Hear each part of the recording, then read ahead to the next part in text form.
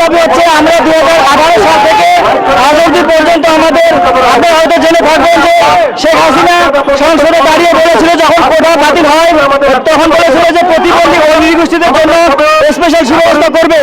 এই প্রহসন 18 থেকে 24 পর্যন্ত চলতে থাকে এবং 24-এ আমাদের 1% কোটা এবং হচ্ছে সেটি নামমাত্র হিজড়া জনগোষ্ঠীর সাথে আমাদেরকে একত্রিত করে 1% কোটা বাধ্যবাধকতা করে দেওয়া হয়। তার কোনো অস্তিত্ব আমরা করতে পারিনি। আমরা আজ পর্যন্ত ঢাকা বিশ্ববিদ্যালয় থেকে পড়াশোনা করে, চট্টগ্রাম বিশ্ববিদ্যালয় থেকে পড়াশোনা করে, জাহাঙ্গীরনগর বিশ্ববিদ্যালয় থেকে বিভিন্ন সুনামধন্য বিশ্ববিদ্যালয় থেকে পড়াশোনা করে আজ আমরা সবাই বেকার। আমরা আমাদের পরিবারের কাছে আজকে বোঝা, আমরা আমাদের সমাজের কাছ থেকে বোঝা।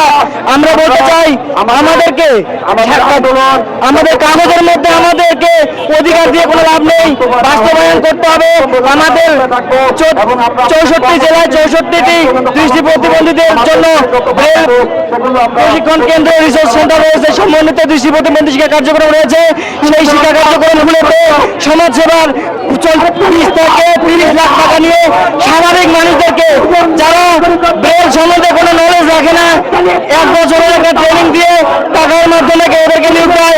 আমরা 16 বছর দীর্ঘ 16 বছর ব্রেল পদ্ধতিতে পড়ালেখা করে আমরা লেখাপড়া সম্পন্ন করি, পোস্ট গ্রাজুয়েশন কমপ্লিট করি, কিন্তু দুঃখের বিষয় হলো আমাদেরকে সেখানে নেয় না, কারণ আমাদের তো টাকা নেই।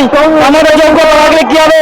আমাদের টাকা না থাকায় আমাদের ওই পোস্টগুলো আমাদের হয় না, আমাদের অধিকারগুলো অন্যের কাছে টাকার কাছে বিক্রি করে দেওয়া হয়। অথচ কাগজপত্রে যে বলা হয় আমরা কি দেশের সুবর্ণ নাগরিক, ওই মিথ্যা আশ্বাস ফ্যাসিস্ট হাসিনাও করেছে। গত 1 বছর যাবত আমরা তাই দেখছি। সবকিছু নিয়ে এই দেশের সরকার বর্তমান ইন্টারিম গভর্নমেন্ট করছে, কিন্তু প্রতিবন্ধী ব্যক্তিদের নিয়ে একটি কাজ করেছে বলে আপনারা দেখেন নাই। আমরা চুল পরিমাণ কোনো কিছু ভোগ করতে পারি নাই। রাষ্ট্র আমাদের জন্য কি দেয়?